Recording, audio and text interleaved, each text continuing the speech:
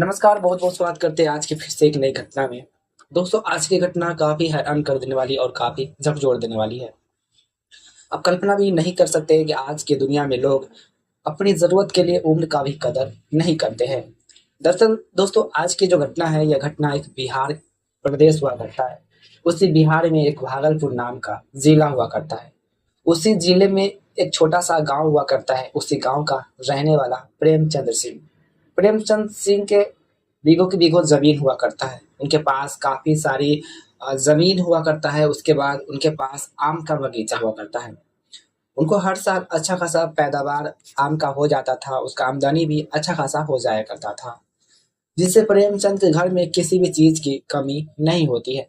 प्रेमचंद के घर में उसका मात्र एक 13 से 14 वर्ष की बेटी होती है, जिसका नाम प्रिया रहता है। प्रिया बचपन से काफ़ी तेज-तर्राक लड़की रहती है।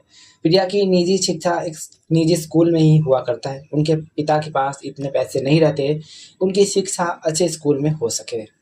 लेकिन आने वाले समय में प्रेमचंद ने कभी सपनों भी नहीं सोचा था कि मेरा ये अच्छे दिन, बुरे दिन इस तरह से आएँगे कि मेरे घर को पूरी तरह से तबाह कर कर रख देंगे।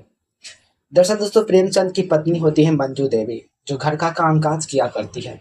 मंजू देवी की प्रिया के 13 से 14 वर्ष की उम्र में ही उसकी माँ दुनिया छोड़कर चली जाती है, जिससे यहाँ पर दोस्तों प्रिया और उसके घर में एक प्रिया का दादा हुआ करता है, एक तरह से प्रेमचंद के पिताजी।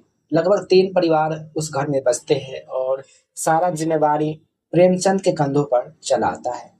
लेकिन किस्मत का कुछ और ही मंजूर रहता है। दोस्तों, यहाँ पर प्रेमचंद के पिता के पास कागजात ठोस नहीं होने की वजह से उनके जितने भी ज़मीन थे, जितने भी प्रॉपर्टी थे, किसी ने नीलामी कर लेती है। नीलामी करने के बाद दोस्तों, यहाँ पर प्रेमचंद का पैरों तले ज़मीन खिसक जाता है। उनकी मेंटली संतुलन दिन पर दिन बिगड़ने लगते हैं और आने वाले समय में दोस्तों प्रेमचंद का ना ही किसी चीज़ में काम वो ठीक से कर पाता था, ना ही वो कुछ इधर-उधर काम कर पाता था और इस तरह से वो इधर-उधर मेंटली स्थिति में इधर-उधर वो बैठा करता था, जिससे उसे कुछ भी समझ में नहीं आ रहा था कि हम करें सो क्या करें? और आने वाले समय में प्रेमचंद के जितने भी प्रॉपर्टी थे, एक तरह से उनका धंधा चौपट हो जाते हैं। प्रेमचंद के घर में उसकी बेटी होती है, उनकी चिंता उसे काफ़ी सताने लगती है और आने वाले समय में प्रेमचंद अपनी बेटी के लिए वो कमाने के लिए परदेश निकल जाता है। बाहर वो कुछ साल तो कमाते हैं, लेकिन उनसे उनका घर का दिनचर्या भी नहीं चल पाता था। न ही उस काम में उसे हेडक भी बन पाता था, जिससे वो काम छोड़कर वापस घर पर आ जाते हैं।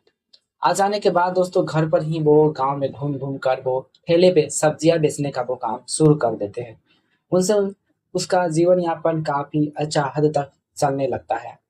लेकिन आने वाले समय में प्रेमचंद की पत्नी की चिंता उसे काफ़ी सताने लगती है और इस तरह से प्रेमचंद्र करे सो क्या करे और वो पूरी तरह से टूट जाते हैं और दिन समय सब कुछ गुजरता रहता है और आने वाले समय में प्रेमचंद अपनी पत्नी की चिंता और गम में प्रेमचंद का भी दोस्तों देहांत हो जाता है। देहांत हो जाने के बाद प्रिया की पैरों तले जमीन खिसक जाती है। उनकी एक नई खुशियाँ तरह से अंधेरे में छा जाते हैं। दूसरी ओर दोस्तों प्रेमचंद के घर में अब उसके प्रेमचंद के पिताजी और प्रिया बसते हैं और एक तरह से यहाँ पर पोती और दादा घर में बसते हैं और इस तरह से प्रेमचंद के जो पिताजी होते हैं, वो दोस्तों प्रेमचंद के जाने के बाद उसके घर में उसकी चिंता, उनके घर की रख-रखाव के लिए और भी ज़्यादा चिंता बढ़ जाती है और इस तरह से प्रेमचंद के पिताजी होते हैं, वो प्रेमचंद की जगह पर वो अपना व्यापार को जारी रखते हैं, अपने बेटे के सब्जी के व्यापार को।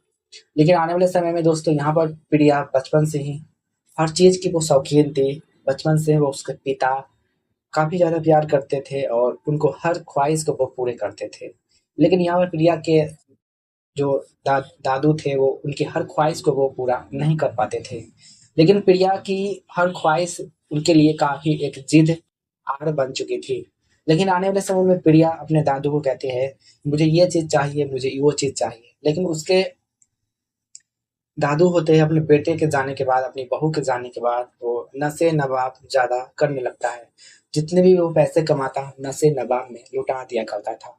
प्रिया बड़ी हो चुकी थी, वो दुनिया जान चुकी थी और वो घर खुद चलाती थी। खुद वो घर पर खाना बनाती थी, घर का काम-काज करती थी। लेकिन आने वाले समय में प्रिया के साथ ऐसा वाला घटना घटता है जिसे दोस्तों आप कल्पना भी नहीं कर सकते हैं। आखिरकार दोस्तों प्रिया उसके दादू के साथ ऐसा क्या हुआ कि यहाँ पर दोस्तों यह घटना आने वाले समय में एक दर्दनाक रूप ले लेती है।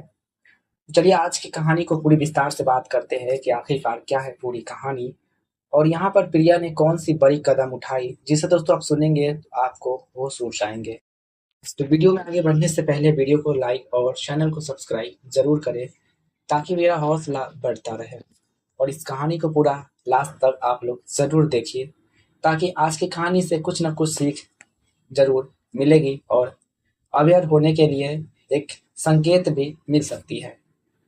तो चैनल को सब्सक्राइब और घंटा ऑल दबा दें ताकि कोई भी हम घटना लेकर आए तो आपको पता चल सकेंगे कि आखिरकार आज के समाज में जो हो रहा है घटना से लोग अवेयर हो सके और साथ में कमेंट बॉक्स में ये भी बताएं कि वीडियो आप कहाँ के देखने वाले दर्शक हैं।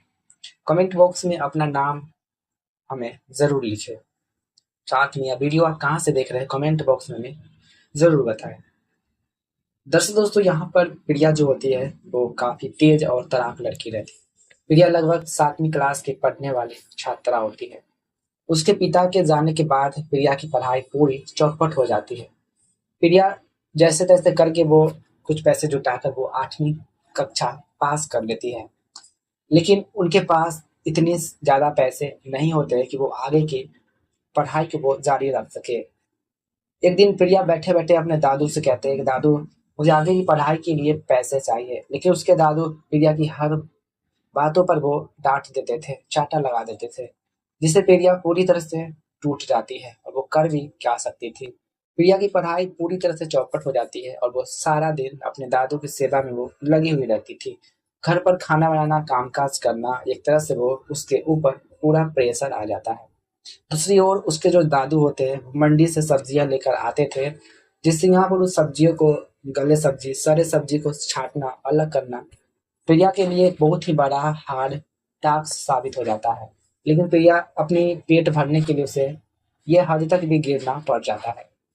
लेकिन आने वाले समय दोस्तों प्रिया ने कभी सपनों भी नहीं सोची थी कि उनके साथ इतना बड़ा घटना भी घट सकता है। उनके साथ अपने ही दादू उनके साथ इतना बड़ा हादसा भी कर सकता है। दरअसल प्रिया हमेशा की तरह सुबह रात खाना बनाया करती थी। दूसरी ओर उसके दादू सुबह मंडी के लिए निकलते थे और लगभग सुबह 6 से 7 बजे के बीच उसके दादू गांव मोहल्ले में ठेले पे सब्जियां बेचने के लिए निकल जाता था और वो लगभग रात को सब्जी बेचकर घर लौटता था। और इस बीच प्रिया अपने दादू के लिए खाने को तैयार रखती थी। लेकिन आने वाले समय में प्रिया की तबीयत दिन पर दिन बिगड़ती रहती थी। उसके पिता, उसकी माँ की याद, उसकी चिंता और भी ज्यादा सताने लगती है। लेकिन प्रिया के दिन काफी ज्यादा फीवर हो चुकी थी। प्रिया की बुखार लग चुकी थी, जिससे वो रात की खाना नहीं बना पाती है।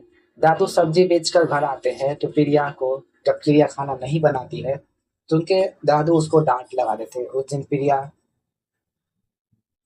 काफी टूट जाती है और अपने पिता की तस्वीर को गले लिपट कर काफी वो रोने लगती है। लेकिन प्रिया का कोई भी दूसरा ऑप्शन नहीं रहता। उस दिन उसके दादू कहते हैं कि अगली बार से यह गलती दोबारा नहीं दोहराना होगा। प्रिया मजबूर हो चुकी थी, लेकिन दादू की हर बात को उसे मानना ही पड़ता है। और आने वाले समय प्रिया की जो भी स्थिति हो, लेकिन वो नियम से अपना काम को करती थी। यह सिलसिला काफी दिन तक चलता रहता है। लेकिन आने वाले समय में दोस्तों उसके दादू अपने बेटे के जाने के बाद, घर की स्थिति जानने के बाद उनको चिंताएं काफी सताने लगती है और इन चिंताओं को दूर करने के लिए उनके दादू जितने भी सब्जी बेचकर वो पैसे कमाते थे वो सारे पैसे नशे नबाब में लुटा दिया करते थे। कुछ बचे कुछ से पैसे भी घर पर आते थे, उनसे घर का ही गुजारा हो पाता था। घर की 2 वक्त की रोटी भी काफी मुश्किल से निकल पाती थी। और इस तरह से दोस्तों प्रिया अपने दादे की इस नशे नवाब को देखकर काफी परेशान हो चुकी थी। प्रिया एक दिन अपने दादू को भी समझाते कि ये ऐसा नहीं करे, ऐसे क्यों करते हो, लेकिन प्रिया की बात को वो दादू सुनने को तैयार नहीं रहते हैं। प्रिया दिन पर दिन बड़ी होती जाती है, वो काफी सुंदर होट लड़की देखने लगती है। और आने वाले समय में दोस्तों प्रिया के दादू एक दिन सब्जी बेचकर आते हैं। उस दिन उसके दादू की काफी ज्यादा कमाई होती है। उन कमाई से उसके दादू काफी ज्यादा उससे नशे कर लेते। नशे कर लेने के बाद वो दादू घर लौटते हैं। घर लौटने के बाद उस दिन प्रिया हमेशा की तरह अपने दादू के लिए वो खाने तैयार रखती है। चारपाई पे खाना लगा देती है। लगा देने के बाद प्रिया हमेशा की तरह अपने दादू को पंखा डुलाया करती थी। लेकिन उस दिन उसके दादू काफी ज्यादा नशे किए हुए थे। कुछ नशीली पदार्थ घर पर भी लाते हैं। लाने के बाद दोस्तों उसके दादू प्रिया को वो नशीली पदार्थ खिला देते हैं। खिला देने के बाद प्रिया को यह एहसास नहीं होता है कि मेरे साथ क्या हुआ है। और इस तरह से दोस्तों प्रिया के लिए उसके दादू पहली बार प्रिया के लिए बहुत ही बड़ी खुशी वाली टास्क साबित होने वाली थी। दरअसल वो दादू प्रिया के लिए बाहर से ड्रिंकिंग पदार्थ लेकर आते हैं। प्रिया को पीने में वो काफी अच्छा लगता था, लेकिन उसी पदार्थ में उसने दादू ने छल किया था। और इस तरह से प्रिया की तबीयत बिगड़ने लगती है और वो कमरे में सोने के लिए चली जाती है। लगभग रात का 11 से 12 बज रहा होता है। वो दादू प्रिया के कमरे में जाते हैं। जाने के बाद दोस्तों वो दादू अपनी अनहोनी पार्ट को प्रिया के फेस पे, प्रिया के मुंह पर वो हमेशा की तरह वो अपने फेस पे प्रिया के वो कार्यक्रम करती थी। अपनी अनहोनी जगह की प्रिया की फेस से वो उस अनहोनी जगह को वो उस जगह को छूने की वो कोशिश करता था। और यह प्रिया नशे में थी तो उसे कुछ भी समझ में नहीं आता, लेकिन वो दादू उसके साथ यह सिलसिला काफी दिन तक करता रहता। प्रिया जब जब होश आती तो वो उनके साथ क्या हुआ उसे कुछ भी पता नहीं चलता। लेकिन प्रिया समझ चुकी थी कि जब जब दादू आते हैं तब तक मेरी रात को तबीयत क्यों बिगड़ जाती है। और इस तरह से एक दिन प्रिया अपने दादू की उस ड्रिंकिंग को नहीं पीते हैं, लेकिन उस दिन प्रिया सच जानने के लिए नाटक करते हैं कि आखिरकार मेरे साथ ऐसा क्यों हो रहा है। और इन सच्चाई को पता लगाने के लिए अगले दिन दोस्तों प्रिया ऐसा काम करती है जिसे दोस्तों आप कल्पना भी नहीं कर सकते हैं। उसके दादू प्रिया के साथ वैसा ही कार्यक्रम को पूरा करते हैं। उसके बाद प्रिया को जब दादू ऐसा कार्यक्रम शुरू करते थे, प्रिया अपने दांत के बल से अपने दादू के अनहोनी पार्ट को वो अपने दांत के बल से उसे उस पर पार कर देती है, जिससे दोस्तों यहाँ पर दादू चीखने चिल्लाने लगते हैं। प्रिया चीखती चिल्लाती हुई बाहर आते हैं। आने के बाद पड़ोस के लोगों को वहां पर भीड़ को इकट्ठे करते हैं। इकट्ठा करने के बाद प्रिया पड़ोस के लोगों को सारी हकीकत बातें बता देते हैं। बता देने के बाद पड़ोस के लोग भी सुनकर काफी भयभीत हो जाते हैं कि आखिरकार ये दादा पोती के साथ इतना घिनौना हरकत कैसे कर सकते हैं। और यह तमाम चीज को लेकर दोस्तों प्रिया के घर मौके पर पुलिस आते हैं। पुलिस आने के बाद दोस्तों उस दादू को हिरासत में ले लेते हैं। हिरासत में ले लेने के बाद उनके ऊपर चार्जशीट मुकदमा दर्ज करते हैं। चार्जशीट मुकदमा दर्ज करने के बाद दोस्तों उसके दादू को हमेशा हमेशा के लिए सलाखों के पीछे फेर देते हैं। प्रिया के इस बहादुरी काम को लेकर सभी डिपार्टमेंट वाले तालियां बजाते हैं। दोस्तों आज की कहानी से किसी का दिल दुखाना ठेस पहुंचाना कोई उम्मीद नहीं था। बस आप सबको जागरूक करना था कि आखिरकार आज की दुनिया में लोग कितना हद तक नीचे गिर जाते हैं। वैसे दादू को क्या सजा मिलनी चाहिए कमेंट बॉक्स में जरूर बताएं। प्रिया ने यह सही किया या गलत किया कमेंट बॉक्स में जरूर